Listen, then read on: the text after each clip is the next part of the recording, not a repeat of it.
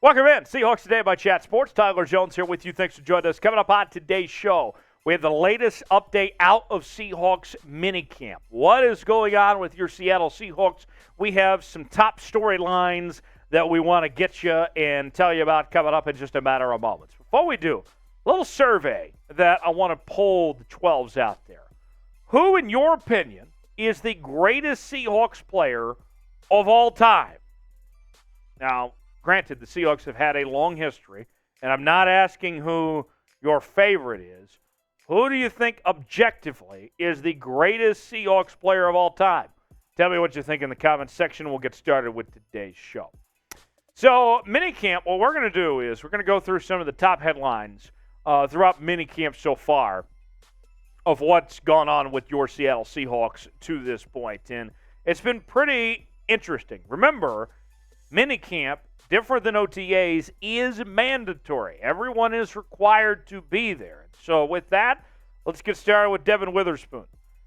We've talked a lot about Devin Witherspoon on this show and the excitement there is about the number 5 overall pick of what he's going to bring to this Seahawks team this upcoming season. And the expectation has been that Devin Witherspoon will be one of the starting outside corners when the season begins. But we have seen him in the slot a bit, playing the nickel corner.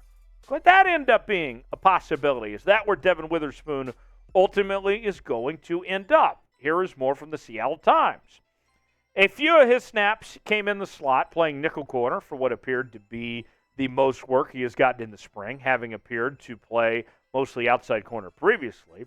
He often lined up in the slot with Michael Jackson on the right side and Trey Brown on the left, with Artie Burns also mixing in at the outside spots. So, very interesting to hear about that in regards to Devin Witherspoon there.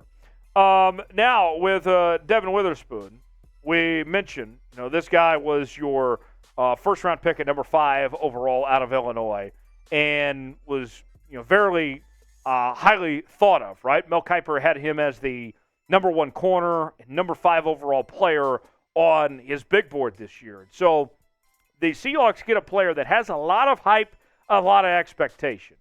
And for me, the number one thing that I'm looking for when it comes to Devin Witherspoon is his ability to just get on the football field. I know that there's pressure on him to be a starting outside corner.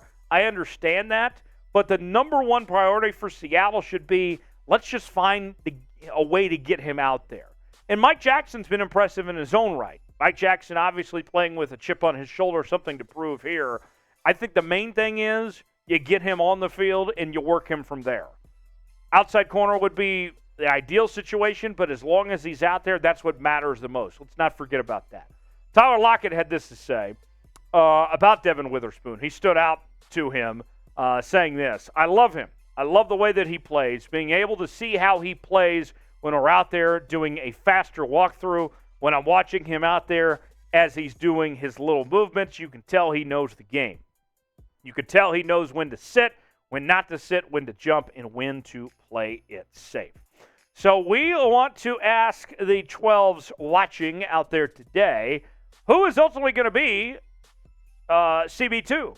We know that Tariq Woolen is the number 1 guy, but who's the next guy? Is it Mike Jackson or will it be Devin Witherspoon? This is our pinned comment today. You might get an ad break, so take advantage of it. Type DW for Devin Witherspoon. Type MJ for Mike Jackson. What do you think? Is it Witherspoon or is it Mike Jackson? Who's going to be the other starting outside corner? Let us know what you think in the comment section below. Next up on Minicamp Takeaways, Geno Smith. Touchdowns all day. He rules, right? Pete Carroll has loved what he's seen from Geno Smith. And a lot of hype, a lot of expectation for Geno Smith entering 2023, coming off the Pro Bowl campaign and NFL Comeback Player of the Year award that he picked up this past season. Can he do it again, but can he build off of that with the personnel that is so much better than it was last season? Bringing in Zach Charbonnet to go along with Kenneth Walker III, Jackson Smith, and Jigba. What can Geno Smith do for an encore? Well, he's putting in the work, according to Pete Carroll. As Carroll said, he is in great shape. He's as strong as he's ever been, throwing the ball a ton. You can't wear him down. He's everything you could ask for. He's doing it.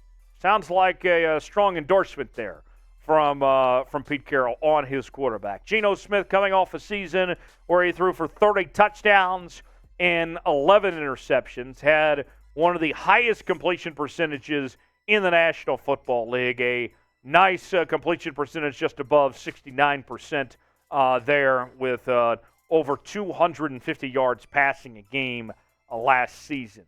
Will we see Geno Smith have another fantastic year where he's a Pro Bowl quarterback again?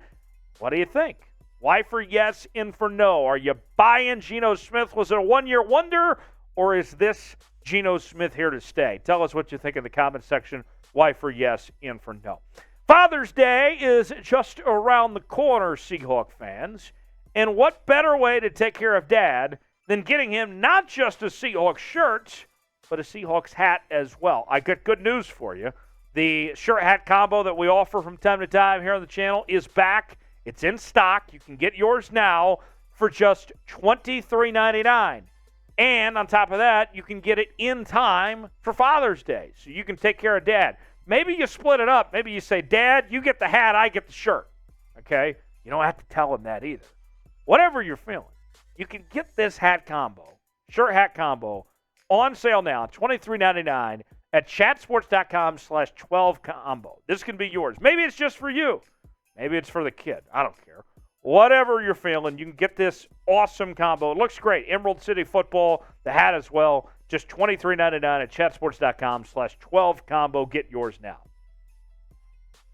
So one reoccurring theme that we've heard throughout the offseason in the return of Bobby Wagner with the new players that have been around this organization and some of the older players has been the respect for Bobby Wagner and what he's done to immediately just fit right back in like he never left in Seattle. And one thing that was very evident was the chemistry between him and his teammate Quandre Diggs. And listen to this from The Athletic, what they had to say in regards to the two of these being on the same page. Diggs lobbied on social media and behind the scenes during free agency for the Seahawks to re-sign Wagner. He was someone they could lean on in tough times. The defense missed his consistency and his leadership. Diggs said it's been dope to have Wagner back. And in the press conference that Diggs had, he was calling Wagner an older guy, and Wagner was chipping back and forth. It was funny to see the exchange between these two. Here's a photo from a minicamp, by the way, of the guys just hanging out. You can see that group there. Jamal Adams, Kenneth Walker is there, DK Metcalf, Kobe Bryant, a number of guys just enjoying themselves here. A real bond. Not only do these guys want to win and prioritize winning football games, but they like each other too. They're on the same page. And that's what you want to see in a football team is guys that are all on the same page and want to win together. So that's great to see as far as this group goes. Folks, encourage you to subscribe to the channel if you haven't already and turn on your noties so you don't miss anything that happens. When Bobby Wagner signed, I don't know how many people remember this, but I was actually in Austin, Texas. I was at a NASCAR race, of all things, when the news broke that Bobby Wagner was going to the Seahawks. I found a buddy of mine, and I said, look, we got to get a video on this. And so we stopped whatever we were doing, and we filmed an instant reaction video in Austin, Texas at a NASCAR race to tell you that Bobby Wagner was coming back to Seattle. That's the dedication that we have here on the channel. So if the Seahawks make a move or if something happens of some sorts, breaking news, we're going to do what we can to bring you a video as quickly as we can here on the channel. We have daily news and rumors segments, breaking news. We also answer your mailbag questions. We do live shows, watch parties, and more. Stay informed on your Seattle Seahawks. Subscribe for free today and turn on notifications so you never miss a moment. You'll be glad you did. I'll be honest here on this final one. The pun is intended. Tyler Lockett is locked in to this team and this organization as the Seahawks go through minicamp and OTAs. And this is what Tyler Lockett in particular had to say as they go through this offseason. I think the biggest thing is even through you've been here a while, you're a vet, you're also fighting old age, you're fighting things your body used to do normally, and now you've got to kind of get going. You've got guys fighting to get spots and fighting to learn the plays, and you've got older guys fighting just to keep their body intact to be able to still do what you do. So it's always going to be a battle, but it's always about finding different ways to overcome it. Tyler Lockett, in his 30s now, is still playing some incredible football, coming off his 5th straight season of 1,000 yards or more receiving. It's amazing to me, too, as consistent as Tyler Lockett has been, and he's been relatively healthy, other than really the end of last year, he's been very dependable. He's only been a all-pro selection first team back in 2015. He only has one Pro Bowl to his name. The disrespect for this guy is just inexcusable. But nonetheless, Seahawks fans, the 12s, you guys know how good Tyler Lockett is. He's coming off a year last year where he had not only over 1,000 yards receiving, 84 catches and 9 touchdowns. Watch out. Let's see what Tyler Lockett can do this go-round. What is your biggest takeaway from Seahawks Minicamp? We went through a few things here in today's show. Maybe you read something somewhere, saw a video, whatever it may be. Tell me what your biggest takeaway is in the comment section below. What stood out to you from what we've seen so far from the Seahawks at this point in time? To recap the takeaways from Minicamp. Devin Witherspoon, we've seen him in the slot. Main thing is just having him on the football field, one way or the other. Pete Carroll loves what he's seen from Geno Smith. Geno is making an impact here in year number 2 as the starter. Chemistry showing between Quandre Diggs and Bobby Wagner. Bobby coming in right away and just fitting in once again with this Seahawks team. And Tyler Lockett locked in to the process and being a part of a exciting year of Seahawks football in 2023. Hit me up on social media, Twitter, Instagram, and Facebook, at Tyler Jones Live. You can find me there. I'll see you next time here on Seahawks Today.